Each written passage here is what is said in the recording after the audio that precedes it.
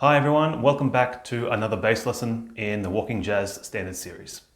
In this lesson we'll be looking at the great jazz tune, All of Me, a must-know tune for all jazz musicians. So as always, the first thing we'll do is take a look at the form of this tune. So let's get right into it. The form for All of Me is the standard 32 bars. There are 4 8-bar sections, an A section, followed by a B section, then back to the A section, and then a C section. We're in the key of C major, which has no sharps or flats, which is nice. All of Me is full of what are called secondary dominant sevenths. This is where a dominant seventh chord is created from a chord other than the 5 chord, so as to resolve to a chord other than the 1 chord. These will typically be the 2 chord, 3 chord, and 6 chord. Let's see how this works. We start off with the 1 chord, C6. Then we come to the 3 chord, which is normally E minor or E minor 7 if we play jazz. But here it's a secondary dominant seventh. This chord functions as the 5 chord of the 6 chord, A minor. But instead of the 6 chord being minor, it's yet another secondary dominant seventh, A7. A7 functions as the 5 chord of the 2 chord, D minor 7. Here's that E7 chord again, 5 of 6, this time resolving to the standard A minor 7. D7 is the 5 chord of the 5 chord, G7. But this time it doesn't resolve to the 5 chord, but instead we see a 2-5 progression leading back to C major or to C6. The second A section chords are identical to the first. F major 7 is the 4 chord and F minor 6 is the minor 4 chord. This is a 3-6 progression with the secondary dominant A7 setting up a final 2-5-1 in C, followed by a quick turnaround to bring us back to the top of the form. If you're still a bit unsure about secondary dominance, there are plenty of great videos about the topic on YouTube, so just do some YouTubing and I'm sure you'll find something to help you out and to learn about this topic further. Now, getting into the line itself, I tell my private students that your bass lines should suggest the chord progression very clearly, to the point where you could play your line unaccompanied and everyone listening would know where beat 1 is and where you're at in the form, just by listening to your bass line and by listening to nothing else. Harmonic clarity is very important, not just for walking bass, but for all styles of bass playing. So to achieve this, this line has a lot of arpeggios, and I made an effort to play a root note on the downbeat of each bar of a new chord change. Having said this, by no means do I think that this line is uninteresting or boring. I think there are plenty of ideas in this line that will challenge all players of all experience levels. So that's enough rambling from me. Let's have a listen to the bass line.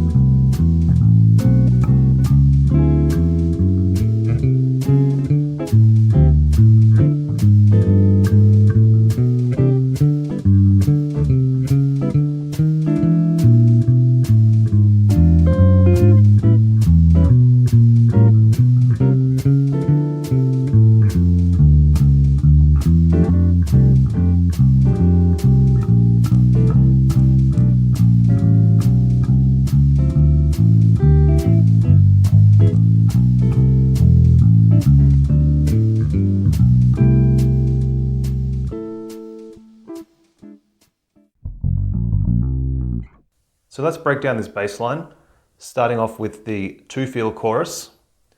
We're playing just roots and fifths for the moment on C6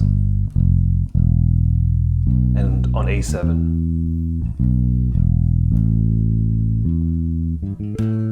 Bit of movement there on the A7 chord, and just root fifth and the third on D minor 7. E major triad for E7, fifth passing note into the root of A minor.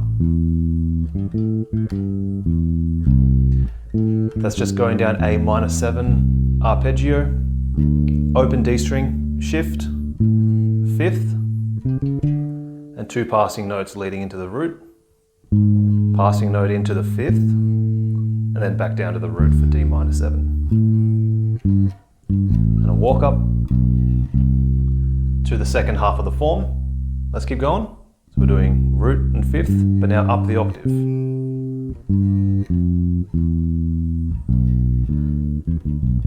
And playing a Ray Brown triplet there, root and fifth, 9, flat 9, root, fifth.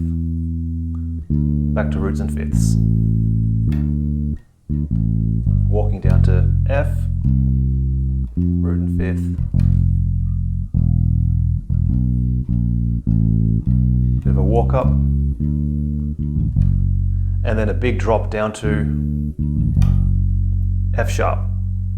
So F sharp is not in the D minor chord, but we're thinking of this F sharp as the major third of D7. That's why it's written there on the page. So we're doing a substitution there, D7 for D minor 7. Just for 2 beats. Root and third, just roots. And that's the two feel. Moving on to the walking bass line itself, we start off with an 8th note rest, and then the root of C major on the second 8th note of beat 1. So you'll play this 1, 2, 3, 4, 1, 3, 4, 1. Then when we get to E7, we're playing a nice pattern that you can add into your playing. We're playing root, second, third, and then fifth. 1, 2, 3, 5. It's a nice line that you can try to move over lots of different chords. It works on both major chords and it works on minor chords. So if we had E minor, just change that G sharp to a G natural, then you have the same phrase. And then we're going to shift and go to the 7 passing note, and then top octave. And then one more passing note leading into the root note of A7. From here, walking down A7 arpeggio, root 7 fifth, and then we'll play 4, the D natural, and then the major third of A7. And then walking up to D minor. And we'll descend the D minor 7 arpeggio, leading into the root of E7.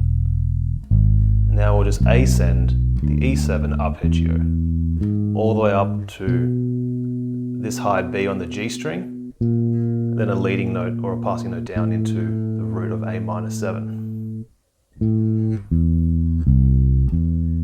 This is a really nice pattern you can use over both major triads and, in this case, on minor triads, playing octave, high root note, down to the 5th, down to the 3rd, back up to the 5th, and down to the low octave.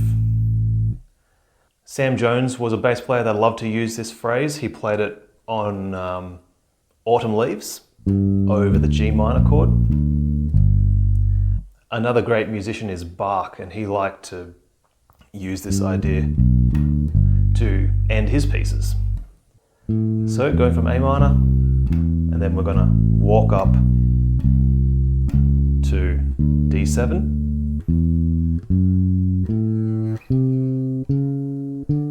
Now that phrase is the same one that we saw in line 1 of the walking bass line over the E7 chord, but now we've just shifted all the notes so that they work over D7.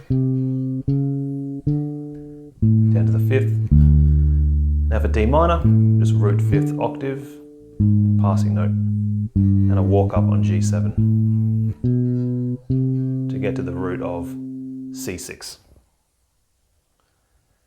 From here, we're playing root, then second, 5, and then second. And then a series of chromatic notes, C, C sharp, D, D sharp, leading into E. Leading note into the 5th, 4, down to 3rd of E7, and then walking up to the root of A7.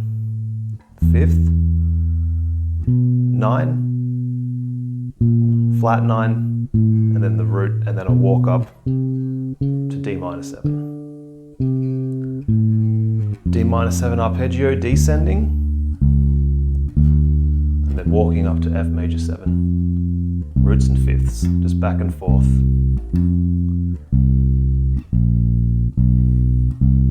Ray Brown liked to use this one, and this one he termed it the rocking chair.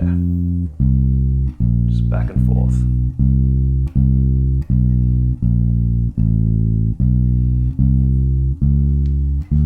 Here's that same rocking chair idea on D minor, and then walk up on G7. Root, open E string, that's a nice little third you can use there, that open E, open A, C sharp, the third, root, 5th, root, 3rd. And we're done with the walking section. Thanks for checking out the bass lesson. I really hope you enjoyed it. And I hope I was able to show you that simple bass lines can actually be really effective. If you'd like to download the full 4-chorus walking bass line, head over to my Patreon page. You'll find it there in both standard notation and tab notations. Please leave any tune requests in the comments below, and I'll see you in the next one. Take care.